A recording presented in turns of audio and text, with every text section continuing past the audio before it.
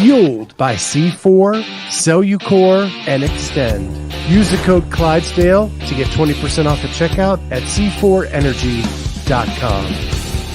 On Clydesdale Media, where we bring you the widest array of content here on our YouTube channel. Make sure you like and subscribe to the channel. Hit that notifier so you're first to know when new episodes are available.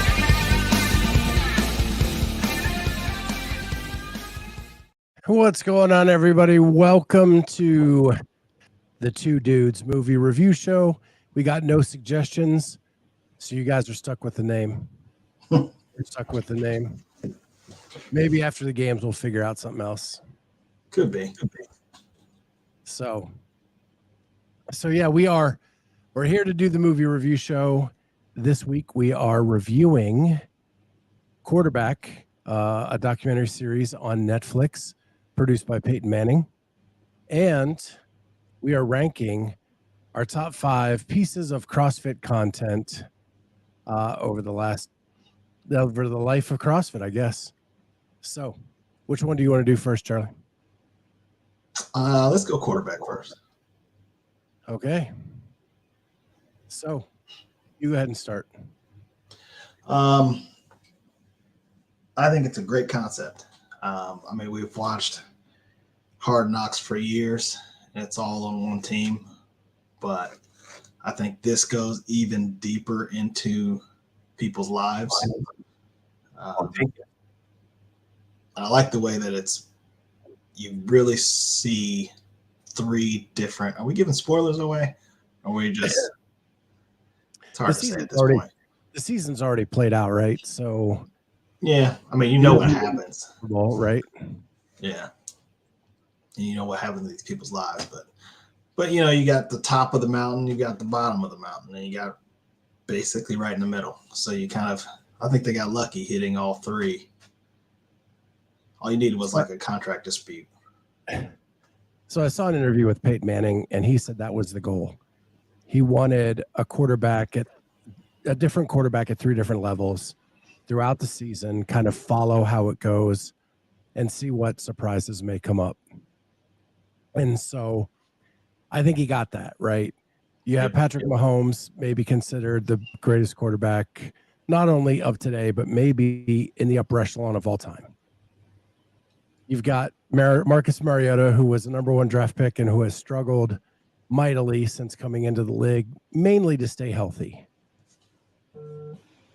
And then you have Kirk Cousins in the middle, who has made a fortune in this league because people believe in him enough to give him a long-term deal. So he kept getting franchise, but he was good enough to win games. So he kept getting franchise tagged, and he ended up making more money than anybody else over like a 5-year span. Yes. In the league. But it goes a long way to tell you, like, they didn't believe in him enough to give him a long-term deal. So, like, he's kind of in that in between. Here are my big takeaways, and you can jump in where you want. Okay. Kirk Cousins, his wife lays out his clothes. Yes. And it causes hilarity in this documentary. It's made fun of for some of the outfits he wears. And the cool part was that the wife knows what she's doing and knows he's going to get made fun of, but she thinks it's cute anyway. My favorite line is, he looks like a guy that's swimming in Cole's cash. Yeah, that may be the line of the documentary. The other thing about Kurt that stuck out to me is he loses a playoff game. He says in the documentary that it's the biggest loss of his career. He goes to leave the stadium. Kids still want his autograph. And then he gets to home and it's trash night. And even though he just suffered this horrible loss, still got to take out the trash. Got to take out the trash. And then he still had to do all the dad duties, read the bedtime story, get the kids ready for the bath. And the whole time his son's going, Yeah, you lost 31-24. That's how I know you lost, Dad. Like over and over and over again.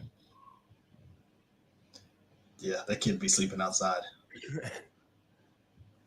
The Marcus Mariota part, my takeaways were his wife was pregnant. His wife was a high-end athlete in college, and she would test him on what he had to study for each week, which I thought was a really cool concept. Mm-hmm. And then he left the team the week he got benched to have his knee fixed. Now, there's two ways to look at this. There's the thing that, okay, you benched me, I'm gone. I'm out. There's the other thing that, well, you benched me and my knee's been hurting. Now's the time to get it fixed. So, and they kind of dive into both aspects of that. Yeah. Because the team felt one way and he definitely felt another. Yeah. But just spoiler alert, he's not with that team this year. And I thought it kind of endeared me to him a little bit, but you know, gosh, the guy just cannot catch a break. He cannot catch a break. And then of course the Mahomes thing was probably pretty much it was mostly Cousins and him, I think, throughout.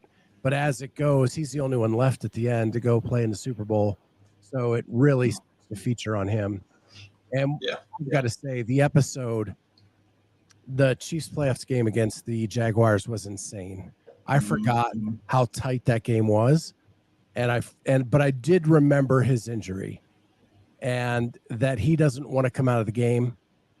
The coaches need him to go get x-rayed because they don't want him back out there on a broken leg. Mm-hmm.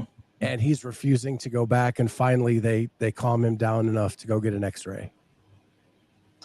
And that's what I really like about this thing is that, when you're watching it and that's happening live, the announcers speculate on what's going on the sideline, what they think he's saying. But with this, exactly what's happening. Back to the Kirk Cousins thing. Elise says my grandma used to do that for my grandpa because she wanted them to match. And they were married for about 75 years. So it must not have bothered him much. It was one thing off of his mind. Didn't have to think about it. Just put it on. I don't think she gave him the gold chains, though. I don't think that was her. No. Her idea. So the other thing that I thought was funny is they show a lot of Brittany Mahomes in the press box or in the box. And in that Jaguar game, she is alone for like the entire second half. Like everybody moved away. And she was there all by herself for that entire second half. Well, there's always been word that she can be not very pleasant at times in the middle of games. So it would make sense. Well, and her man is out there hurt. Right. And she's yelling about it. And like, it shows like the angst of being a wife to what they're going through.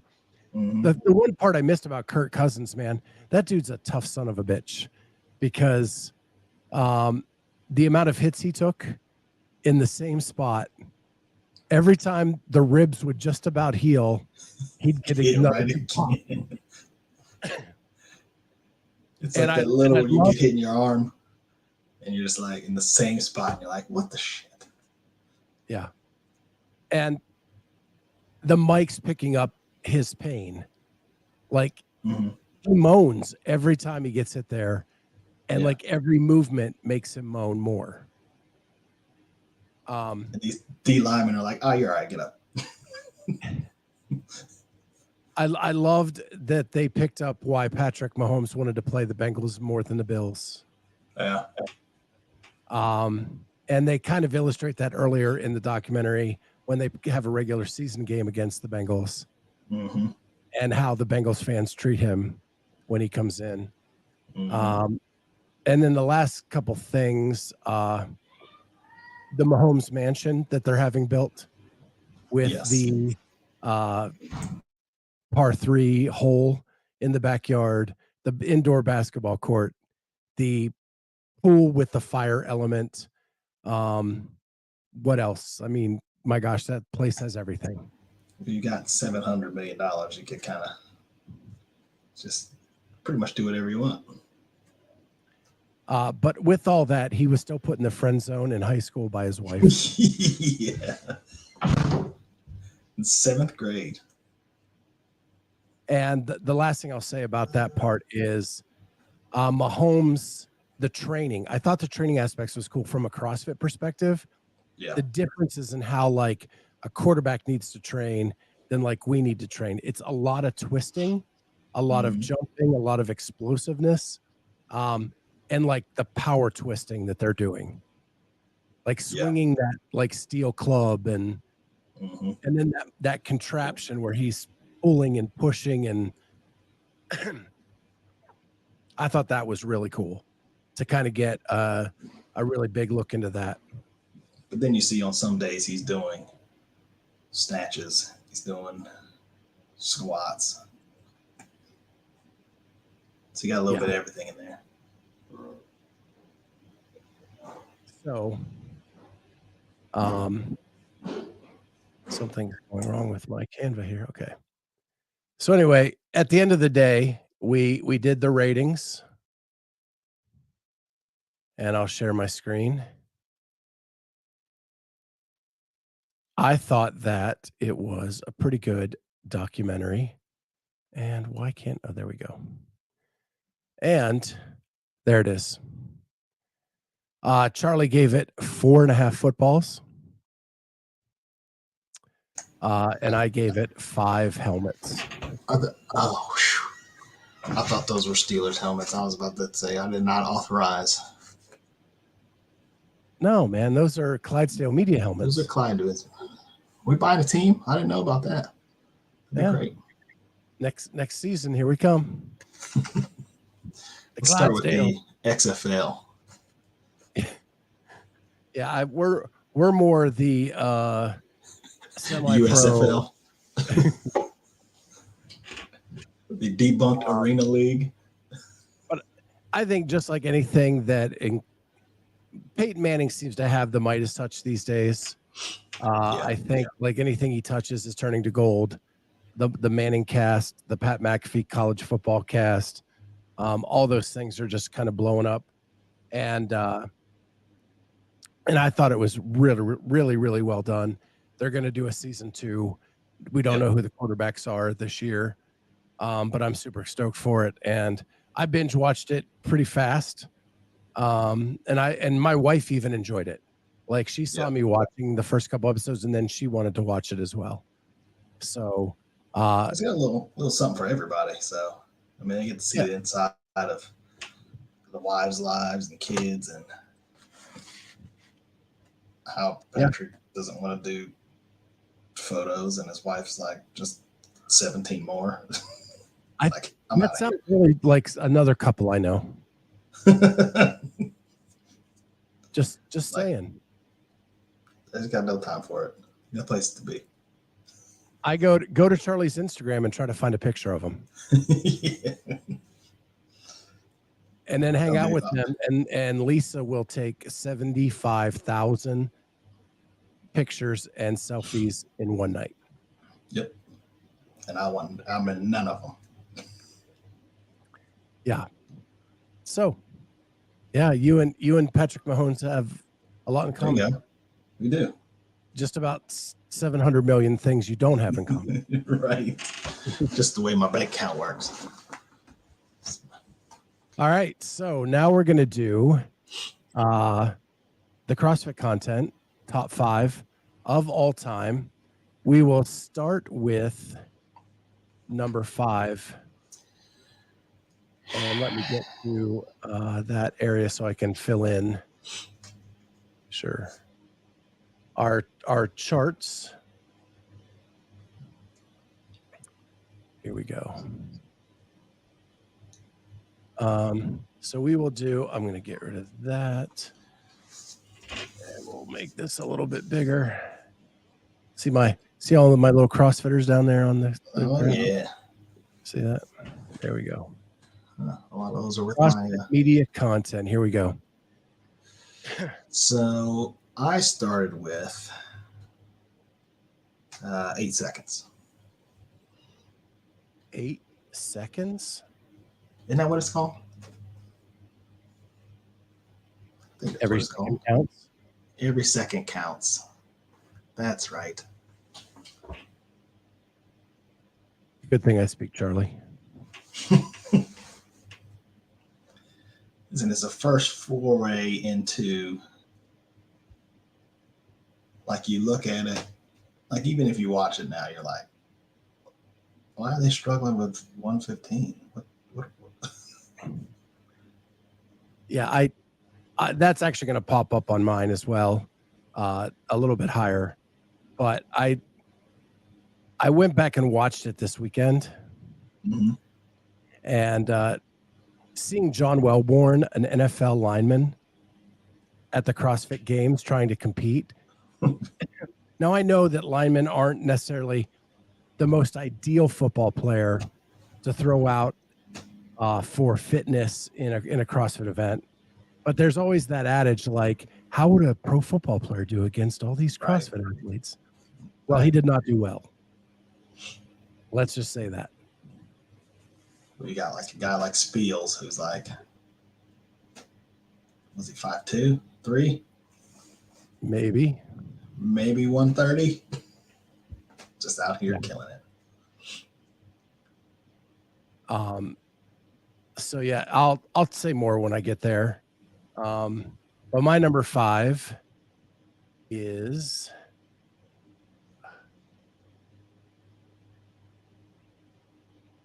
Just on Earth, a decade of fitness. And that is the 2016 CrossFit Games documentary. And the reason I loved it is that was the year they went to the ranch, back to the ranch to do the games. And it was like that top secret thing where they're sitting in the airport with tickets. They don't know where they're going. And I felt like you got a lot of like inside intel, behind the scenes stuff as they're sitting in the airport waiting to go to the games. And if you remember, they didn't stream the events from the ranch.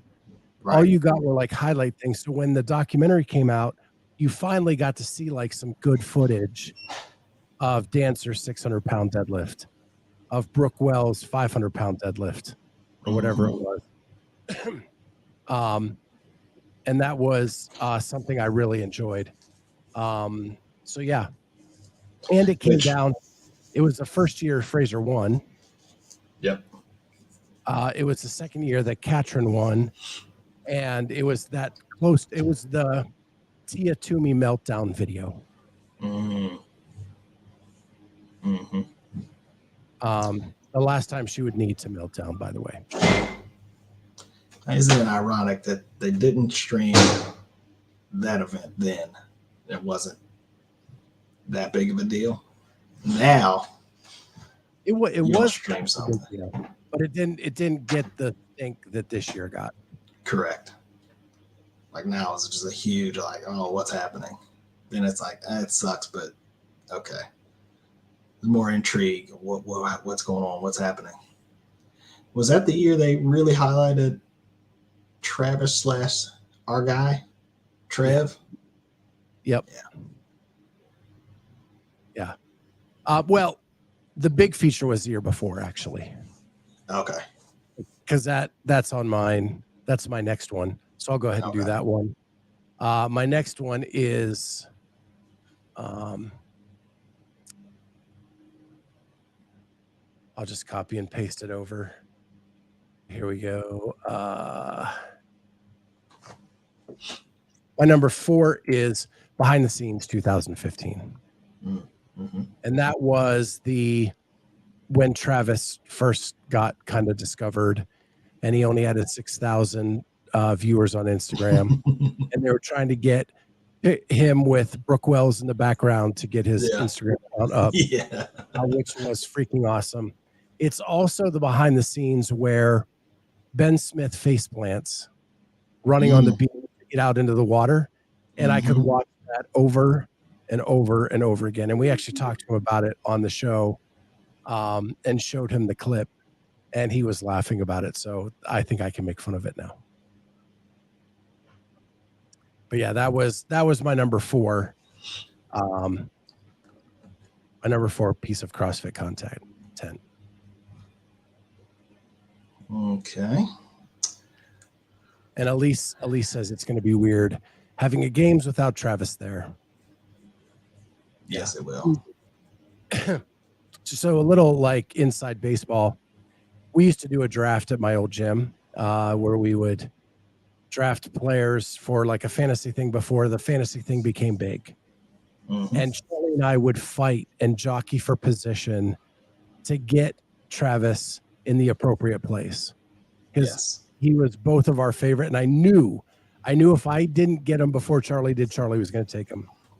And so we would jockey for that. He was that sleeper that you hope that it felt like we were the only two that knew about. Yeah, because we were in a league with a bunch of people that didn't really follow the sport. Right. And it was like taking candy from a baby. Yes. Except for Charlie. Yeah. So my 4th was, there are multiple ones kind of in one unit of the day in the lives that Mayhem used to put out. So you've followed Rich for a day. This is when Sarah was training there. They followed her for a day.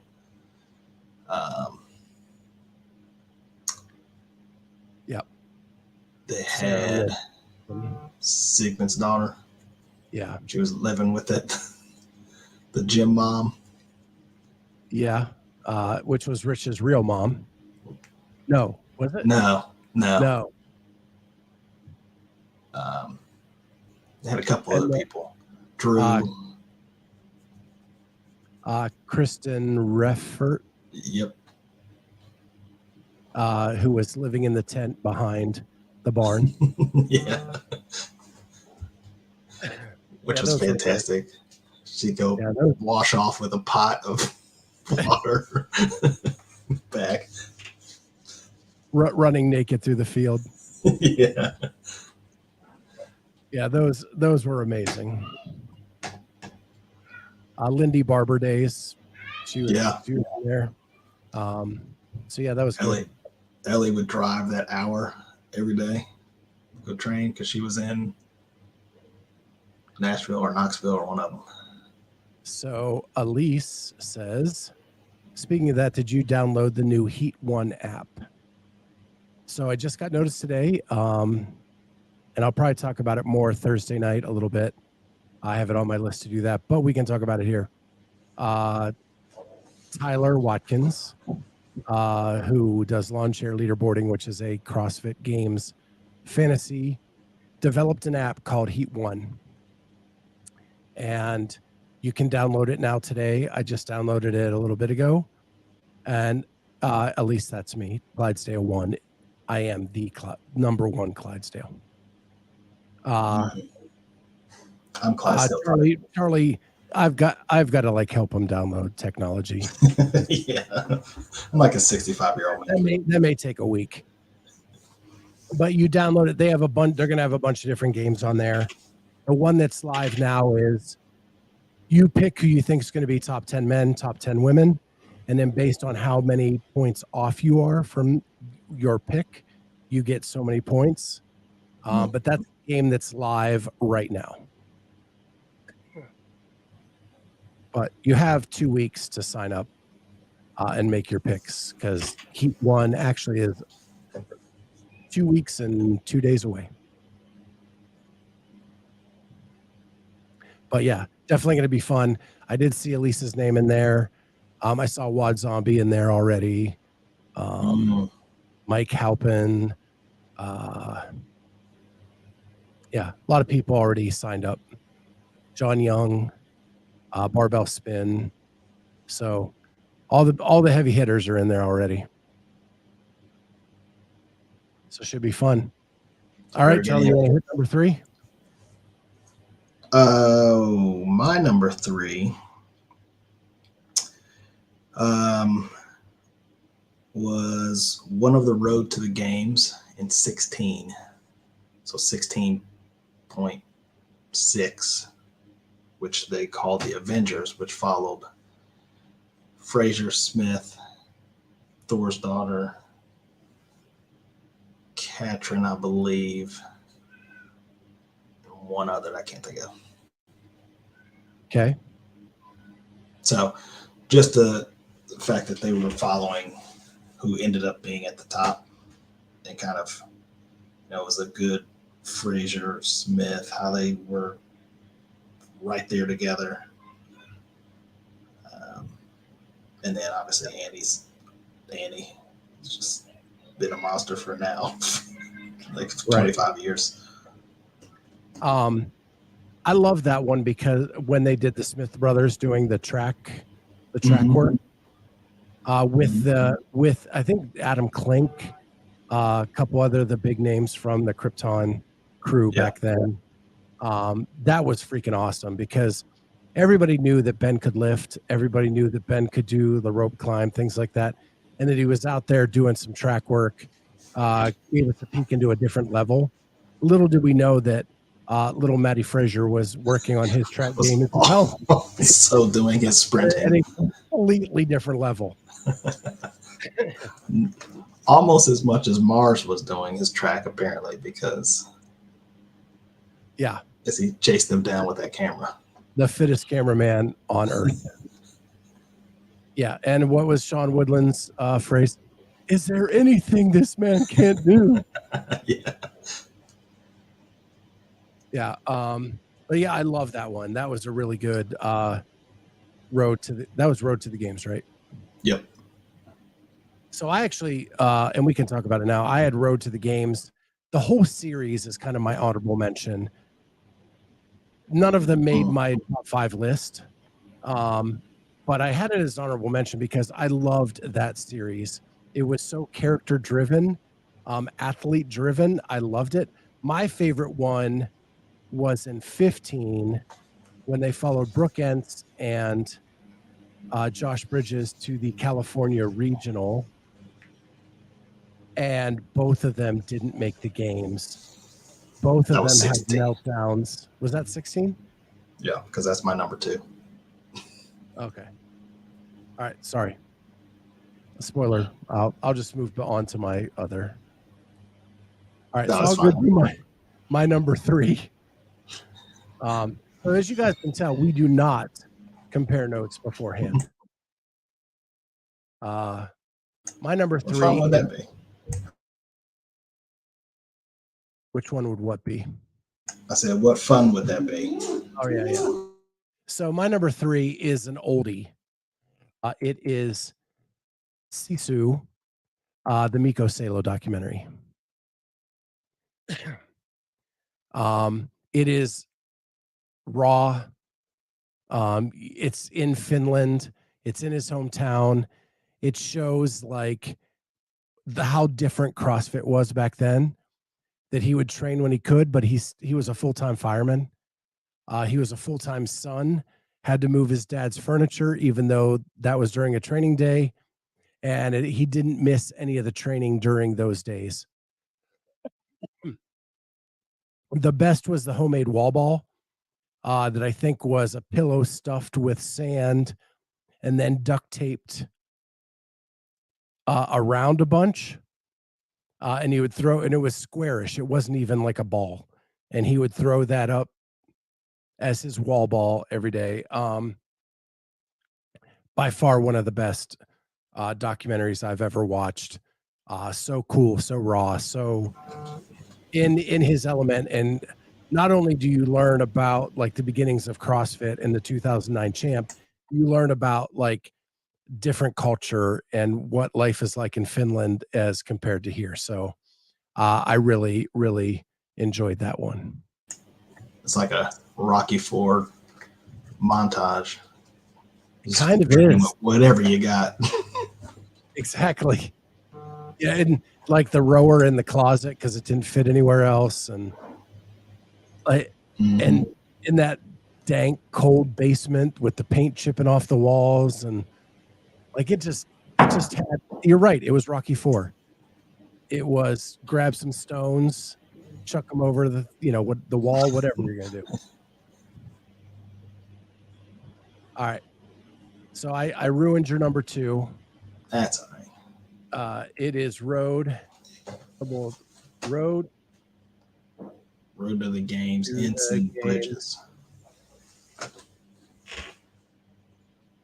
It's actually 16-6. The other one's 16-4. I can type. I can, I swear. Ence and there's no D, right? Brid. Yeah. Oh my gosh. Chris? Ence and Bridges? I don't know. I'll check it later before I post it on Instagram. So for me, I mean, Josh is my guy because probably the same height, but he was probably my favorite. Him and Hepner were right there together, but I think he kind of ascended on that because he still looks like he's could go out there and do it. But then it was, is he too old? Is he past it now? But like you said, they're both at regionals. They both don't make it, so it's really the full scope of emotions there. Ence is big, this is our first look into who Marsden is really, because they were together at the time. And Marsden gets pummeled by Brooke during this one. Yeah. He takes on the chin, trying to be a supportive husband, and she wants no part of it. Yeah, you kind of saw the cracks there happening right before our eyes. It probably made me a bigger Marsden fan in that moment. Yes. Because of how much he took during that weekend. Yes. Brooke Ence, natty or not? Not now? Today, but 2016. No. I think we got glimpses into the original Roid Rage. Yeah. In that documentary. And I will say I was one of the biggest Brooke Ence fans in the world. I thought she was the cat's pajamas, man. Oh yeah. When she hit those cleans the year before at the games with the sunglasses on and all cool and calm, she was Spiegel before Spiegel. Yeah. Bigger than everyone, but still like, I'm the shit out here. But then we're not really doing anything. And the funny thing is, in 2017, she actually joined the broadcast crew. I don't know if you remember that. Oh, I was volunteering at the games the year with the hay bales. When we were done with our job, they brought out a cooler of beer. I shotgunned about 5 of them in 5 minutes because I was so thirsty. And I met Brooke Ence. I was drunk off my ass. She was I have a picture that has me looking 10 sheets to the wind with my arm around Brooke, just smiling like I stole the neighbor's cat or something. Yeah. One of the best memories of my CrossFit life. Okay, so yeah, that's a great one. That is, in my opinion, the best road to the games. I don't know what your number 1 is, but that's where I would have that as number 1. So My number 2. Oh my gosh. I'm just trying to copy and paste here. Is Don't be my number 1. the best running 4. Ugh, Is that your number 1? that's my number 1. I'll go ahead and drop her in there and we can just talk about it together. What the heck?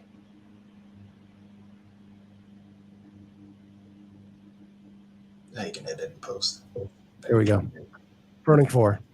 Go ahead. I'll let you go first. Well, it's your I'll 2. You go. pull the picture up. So go ahead. I was just gonna say, so part of it's nostalgia. Part of it is the fact that you got to watch it in a theater.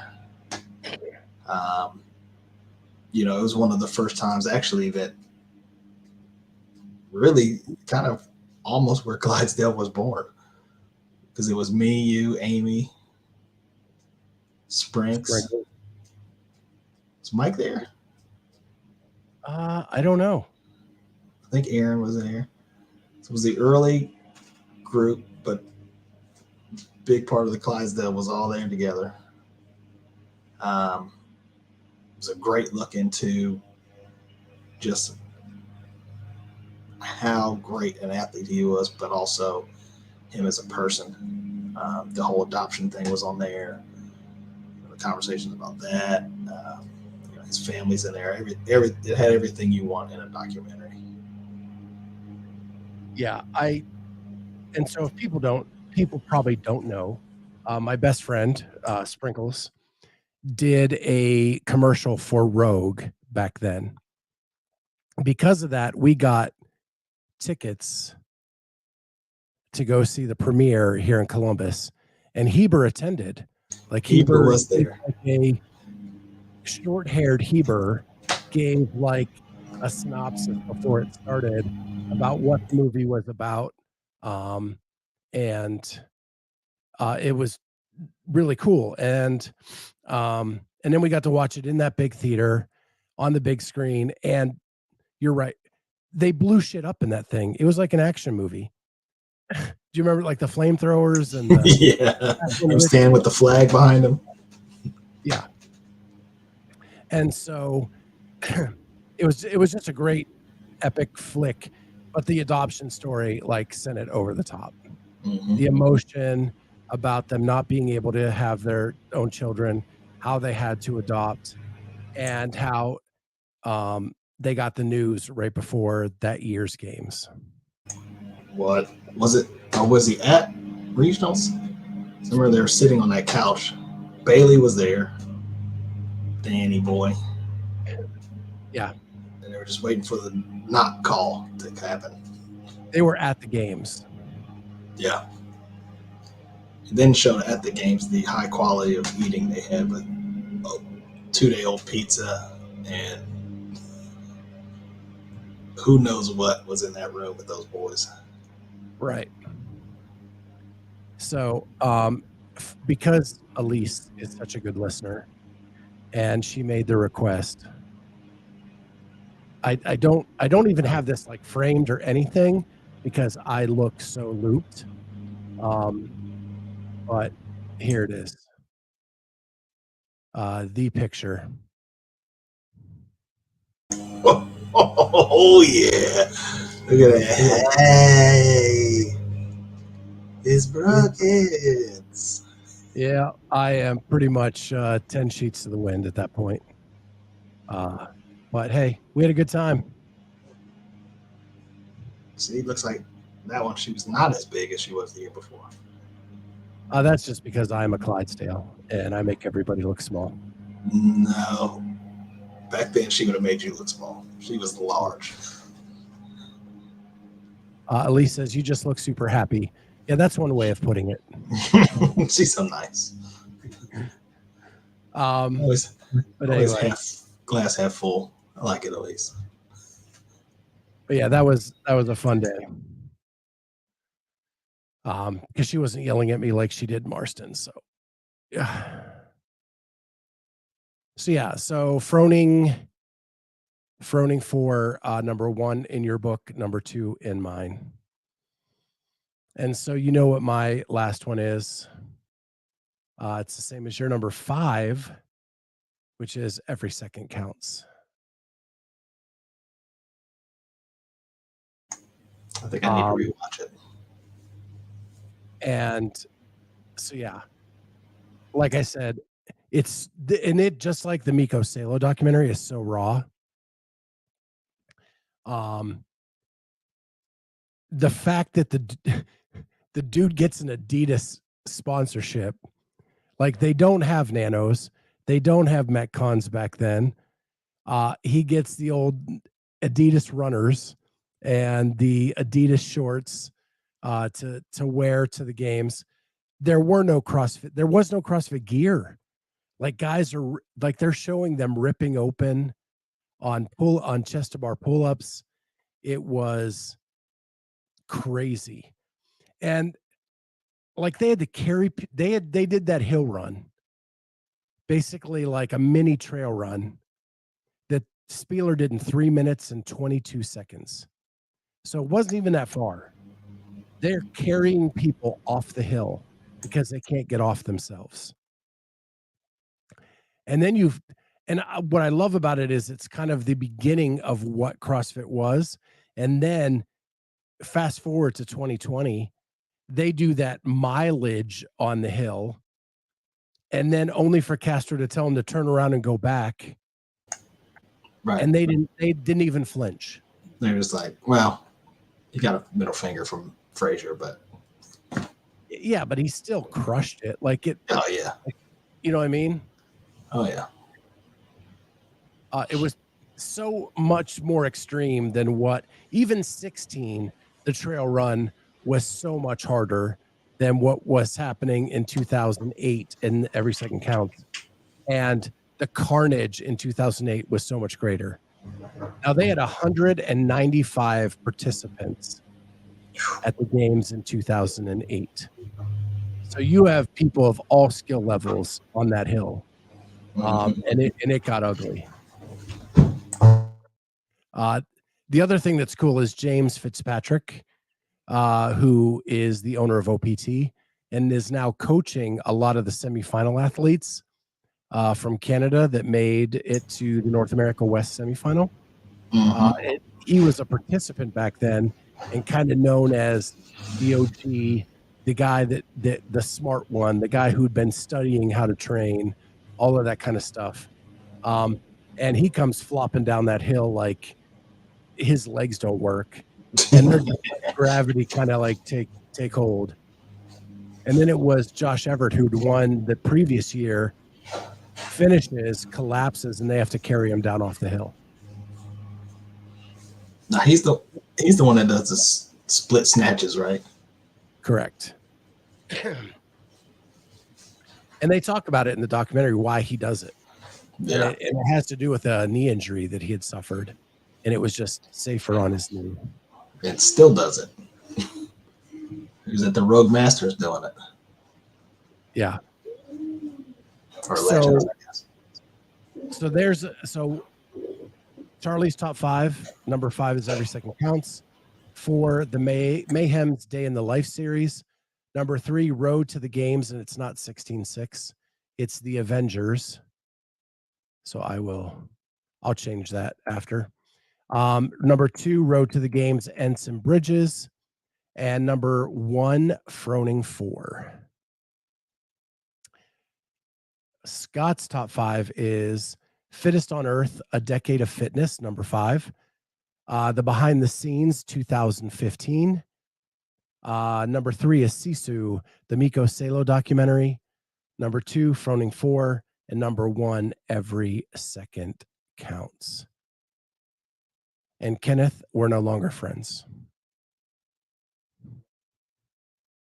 Because he says the left list is better than the right list. First of all, I know that you're new to this CrossFit thing. He is correct. My guess is you have not seen Sisu. and you probably haven't seen Every Second Counts unless you're a diehard. Listen, 16 was a long time ago. Because when I jumped into CrossFit in 2011, I didn't see those two documentaries until like a couple years ago. Like when I came in, it was Road to the Games and Froning 4 and The Fittest on Earth and all of those. It wasn't until later that Arm & Hammer actually made a list like this and had those listed. I went back and watched them, and they're just so good. And got to give him credit. If you're a Sevon fan, those two documentaries were his first two in the CrossFit space. Those were behind the scenes, but had kind of the same vibe, just with one athlete as opposed to kind of all of them. I think you're trying to downgrade my victory here is what's happening. Well, no, I'm not going to give you the victory. It's clear. Ken said I'm the winner. Will it at least be the tiebreaker? At least just as I look cute in the picture with Brooke Ence. So I'm just taking that as the win. It's probably who I have under my arm, not me, but okay. Whatever you got to do, win.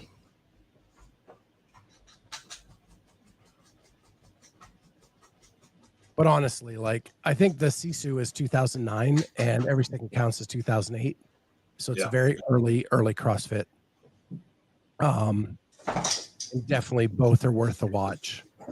And it really does kind of show you how Sevon came up with the behind the scenes, because he asked the same type of questions to these athletes as he does in the behind the scenes, and Every Second Counts, and to Miko in that documentary as well, which really gives you kind of a behind the scenes vibe to those two. Elise loves all the content. She can't pick between her children. I'll get you pumped up. Yeah, it's probably just what you're in the mood for. Yeah. Like, I forgot all about the Mayhem Day in the Life ones till you brought that up. And those were really, really well done. Mm-hmm. Yeah. And probably I'd have to, now that I remember, I'd probably have to find a way to squeeze all that into one of these slots. Because I think that was Dre doing those back then. Yeah, I think so. When he was the world's fittest cameraman. Yeah. Till Marston took it. Yep. Yeah. Well, which, cool. Heber's pretty fit now. Not really a cameraman though. Kenneth says that Vindicate posted him printing media shirts. Sevon return basically confirmed. Well, I would. First of all, it's the worst kept secret in CrossFit right now that Sevon will be back to do behind the scenes. Right. My God, like, they just can't probably formally announce it. Right. But I would guess that they would want them wearing the CrossFit media shirts to help them get to where they need to get to. Mm-hmm. Unless it happens so last minute that Noble couldn't get, but they just make tons of those shirts. Tons. It would just blow me away. Kenneth asks, Ogar, Doc, any good? Never watched that one. It is great. It is a tough watch, especially at the beginning. Because they show the accident.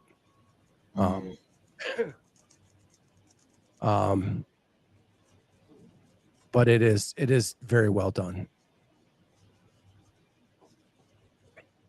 It's just a rough. I have a hard time watching like the ankle injuries in football and baseball and the knees and all of that stuff.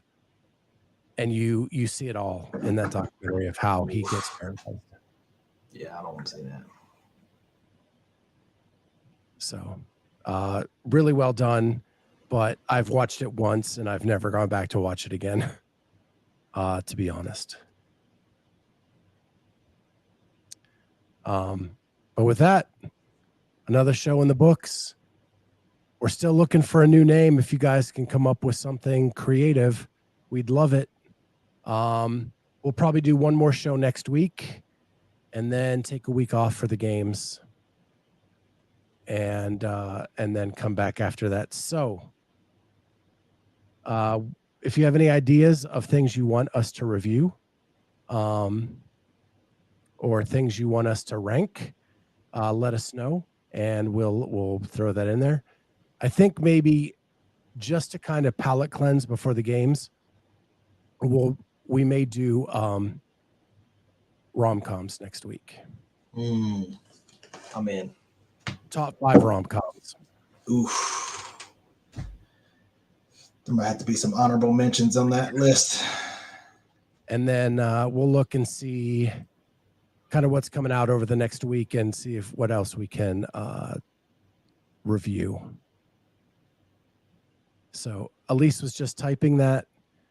If you don't know, Charlie and I are rom-com aficionados. It is our guilty pleasure in life. And I do know that we differ in opinions on what are the best ones. So it's going to be an interesting conversation. Yes, indeed. With that, we'll catch you all next time on the Two Dudes Movie Review Show until we find another title.